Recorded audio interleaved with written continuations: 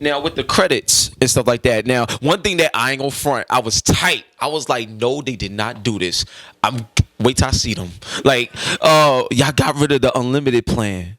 And I was like, no, like the reason why I said that because so many people that I spoke to after I showed them the joint, they was like, "Yo, I'm getting like that." Was the first thing they said. They didn't even want to try it out. They was already in based on what I showed them and said. So they was like, "Yeah, I'm getting a limited plan. That's it." And then when they announced that, they was like, "Ah." So what I want to ask you in terms of the plan and the service and the business model and stuff like that, and I know you have the free model, which is fantastic. What what can we do, like what is needed to possibly bring that unlimited plan back, because it's just too damn good to see go, like, you know what I'm saying, like that. Please, anyone that y'all can answer. So we have intentions of bringing back the unlimited plan. We just need to work out the economics at scale. So it's pretty much, we're still in beta, even with the new launch coming out of this new product and the ad plan and the free plan. We have to basically work it out to where we figure out how much people are using the service and at what times and at what scale with this new technology that we're rolling out. And once we have those answers, we'll feel a lot more comfortable offering an unlimited plan.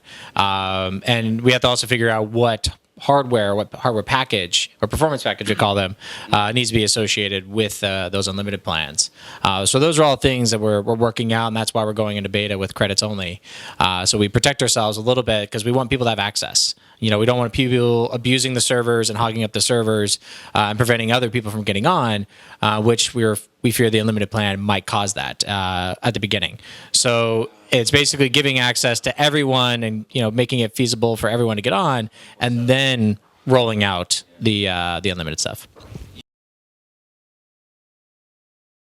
So damn smart, man. Like, I really did not think of that. Yo, that makes perfect sense. Okay, so now I want to talk about the hardware that I saw, because we do have CompU sticks out there now and stuff like that. But when I saw this, I was like, okay, like, if the software already works, what is the need of the hardware? That was the first question I had.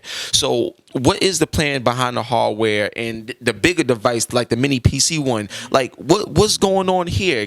Is this a way to give you better performance than the software only? Like, what's the goal in this? Yeah, so it's not going to give you, it depends on the computer, but we had we're just an app and we're just a piece of software, but we had all these people kind of hop on and then they said, Christmas is coming up, what can I buy? What kind of device? And we were just sitting there like, we've tested it on these devices, but wouldn't it be cool if we had like a certification badge we could stick on that thing and say, we know this works with Liquid Sky. You can crank it up 60 FPS or more, 4K. And so that's kind of what we're doing there.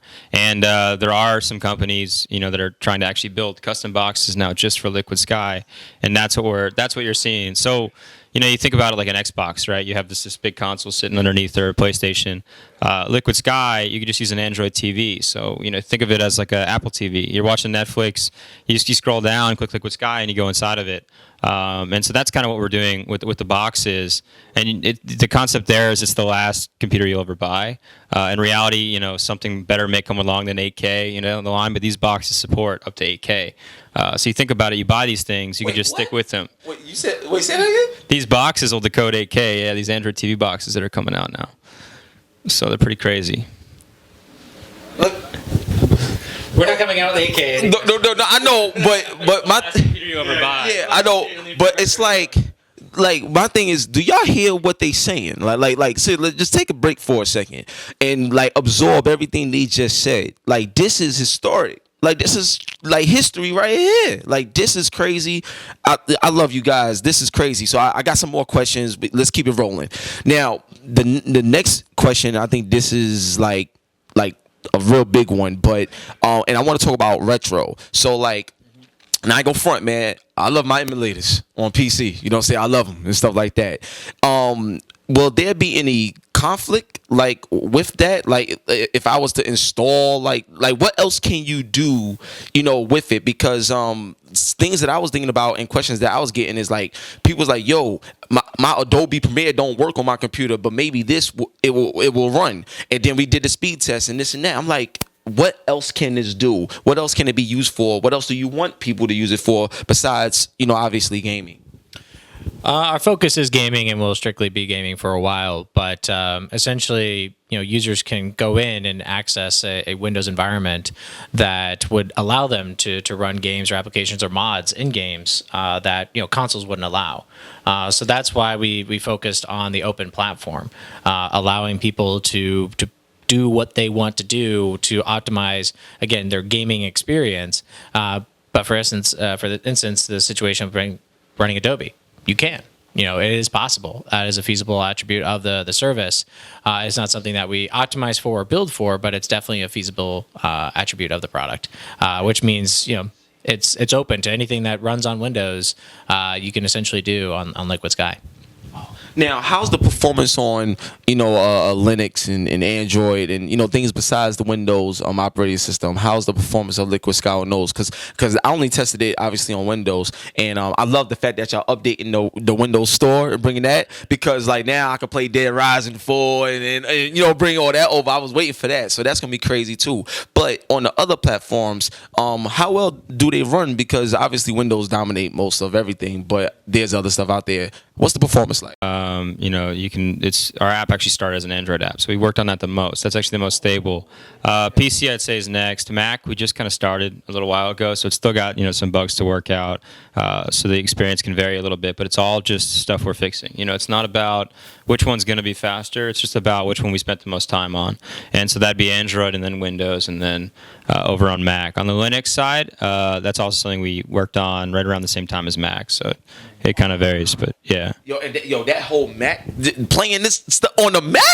Yo, son, you done saved souls, kid. Like you done, bro, like for real, you done people done going to church right now. Like I'm telling you, you understand the impact that y'all having. So a couple more questions, then we gonna wrap it up. Now, the next thing I want to talk about, and this is more of a personal thing, but what was the first gaming experience that you had when you was growing up, and the first gaming experience you ever had growing up? Because I feel like those moments is what led us to this moment today. And me personally, like I was telling you before, like my grandmother, rest in peace, she taught me how to play video games since I was 4 years old. So I've been playing games since then. And my thing is, gaming to me has the ultimate ability to bring people together. Some of my best friends, I got friends that I never even met in person yet, but we like best of friends, talk every day because of the power of gaming. So I think, I think the fans deserve to know, and this creates a bond too.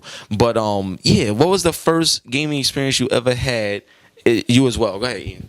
All right, so it's not going to be as good as you think. Windows 95 Minesweeper. Oh my God. So not even arcade.